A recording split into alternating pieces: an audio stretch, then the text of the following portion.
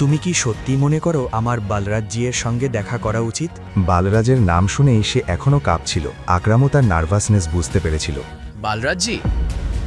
শুধু বালরাজ? তুমি তো টাইগার বন্ধু, আর জঙ্গলের সব প্রাণী টাইগারের নামের পরে জি লাগায়, কিন্তু টাইগার কখনো কোনো প্রাণীর নামের পরে জি লাগায় না। সন্ধ্যায় দেখা হবে, বাই। আকরামের মুখ থেকে এই কথা শুনে অভিনবের আত্মবিশ্বাস বেড়ে গেল। সে নিজেকে এমন এক টাইগার মনে করল যে খাঁচা থেকে বেরিয়ে জঙ্গলে প্রবেশ করেছে। পুরনো অফিস ছেড়ে অভিনব বাড়ি ফিরে এলো। সে মনে করতে পারছিল না শেষ কবে এমন করে নিজের বিছানায় আরাম করে শুয়েছিল।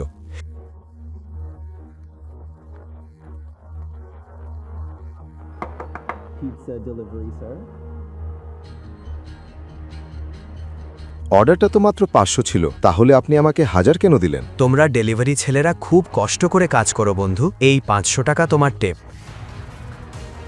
এদিকে অভিনব মনোযোগ দিয়ে পিৎজা বক্সটার দিকে তাকিয়েছিল। সে মনে করতে পারছিল না শেষ কবে পিৎজা খেয়েছিল। আজ সে বুঝতে পারল বৈভবী আর নিজের জন্য একটা বাড়ি কেনার জন্য সে কত ইচ্ছেকে ত্যাগ করেছিল, কিন্তু এখন সে আর থামবে না।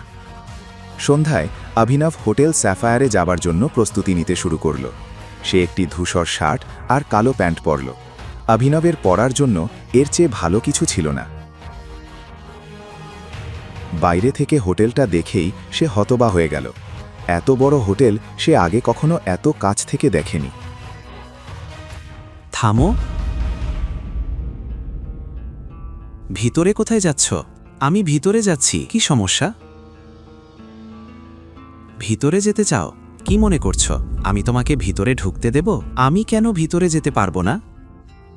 চিফ সিকিউরিটি অফিসার তার পোশাক দেখে তাকে বিচার করছে।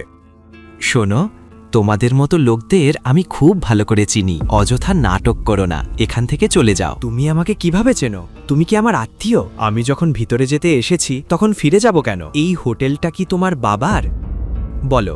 এটা শুনে অভিনবের রাগ চড়ে গেল, কিন্তু সে রাগে কিছু করল না। লোকজনের নজর না টানার জন্য সে নিজেকে শান্ত রাখল। অভিনব 2 কদম পিছিয়ে গিয়ে ফোন বের করে আকরামকে কল করল। হ্যাঁ টাইগার, কোথায় আছো? আমি হোটেলের এন্ট্রান্সে আছি। আকরাম, আমাদের টেবিল নম্বর কি? টেবিল নম্বর? ওহ, এই হোটেলটা আমারই, টেবিল বুক করার দরকার নেই। তুমি ভেতরে গিয়ে আরামে বসো, আমি এক্ষুনি পৌঁছচ্ছি। আমি ভেতরে যেতে পারছি না, এখানে একটা সিকিউরিটি গার্ড দাঁড়িয়ে আছে। সে বলছে আমার মতো লোকদের ভিতরে ঢুকতে দেয় না। এই বোকাটাকে, তুমি একটা কাজ করো, আমি মাত্র 10 মিনিটের মধ্যেই পৌঁছে যাচ্ছি, তুমি অপেক্ষা করো, ঠিক আছে? আর এই অফিসারের জন্য আমি দুঃখিত। ঠিক আছে, কোনো সমস্যা নেই।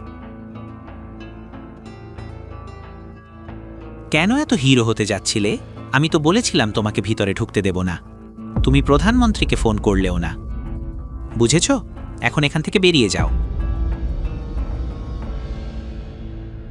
ও দেখ তো, তোমার ওই অকেজো এক্স। চলো ওকে নিয়ে একটু মজা করি।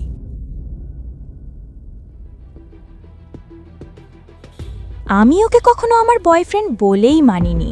তাছাড়া আমি আমার স্ট্যান্ডার্ডের নিচে লোকদের সঙ্গে কথা বলি না, বয়ফ্রেন্ড বলবো?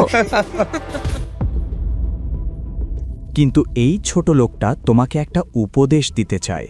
মানুষের পরিচয় তার জিহ্বা দিয়েই বোঝা যায়। জিহ্বা সামলে কথা বলো, নইলে একদিন ওই জিহ্বাটাই তোমার জীবন নিয়ে নেবে। ওয়াও, কি কথা! হাততালি দাও, খুব ভালো। তাহলে নিজের পা কেন সামলাতে পারলে না? এখানে কেন চলে এলে?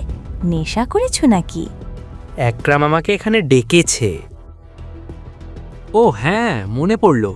আকরাম স্যার সেদিন বলেছিল তুমি নাকি তার এক ড্রাইভারের ছেলে। তাহলে কি বাবার জায়গায় ড্রাইভারের চাকরি চাইতে এসেছো, তাই তো? ঠিকই, কিন্তু তোমার মতো গরিবকে তো ড্রাইভার হিসাবেও রাখবে না। তুমি এসে পড়েছো, মানে তোমাকে ডাকা হয়নি, নিজেই ভিখারির মতো চলে এসেছো। ভিখারির মতো? আমি নিজে আসিনি, আকরাম আমাকে এখানে ডেকেছে। আমি তো আগেই জানতাম লোকটা পাগল। ঠিক তখনই একটি চকচকে কালো দামি গাড়ি এসে থামল। সবাই গাড়িটার দিকে তাকালো। গাড়ি থেকে আকরাম নামলো, আর তার সঙ্গে ছিল আরেকজন লোক। সে ছিল লম্বা, সুগঠিত আর শক্তপোক্ত। সে আর কেউ নয়, বালরাজ। সে একটি খুবই নামী পোশাক কোম্পানির মালিক এবং দ্য মাফিয়া কিংয়ের এক শক্ত স্তম্ভ। তাকে দেখে অভিনবের চোখ বড় হয়ে গেল। বলরাজ সম্পর্কে সে আগে থেকেই শুনেছিল। তুমি কি সত্যিই মনে করো আমার বলরাজজির সঙ্গে দেখা করা উচিত? সে তাকে ছবিতে দেখেছিল, কিন্তু ছবিতে দেখা আর সামনে থেকে দেখা এই দুটির মধ্যে আকাশ পাতাল তফাৎ। তার মনে প্রশ্ন জাগল, বলরাজ কেন তার সঙ্গে দেখা করতে চাইছে।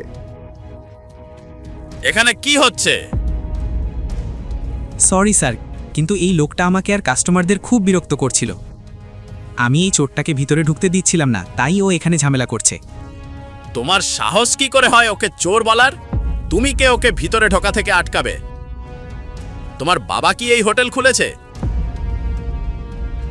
ও আমার অতিথি, আর আজকের পর যদি তোমাকে এই হোটেলের আশেপাশে দেখি, তোমার পা ভেঙে দেব। এখান থেকে চলে যাও। Sorry sir.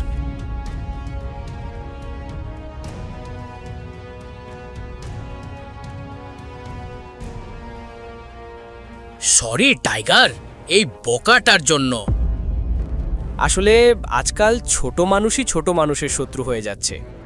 চলো ভেতরে যাই। আকরাম ইশারা করলো অভিনবকে তার সঙ্গে ভিতরে আসতে। অভিনব আকরামের পেছনে পেছনে হাঁটছিল। সে অনুভব করছিল ভারী পায়ের শব্দে বলরাজও তার পেছনে আসছে। এসব জানতে শুনতে থাকুন রিটার্ন অফ টাইগার, শুধুমাত্র পকেট এফএম অ্যাপে।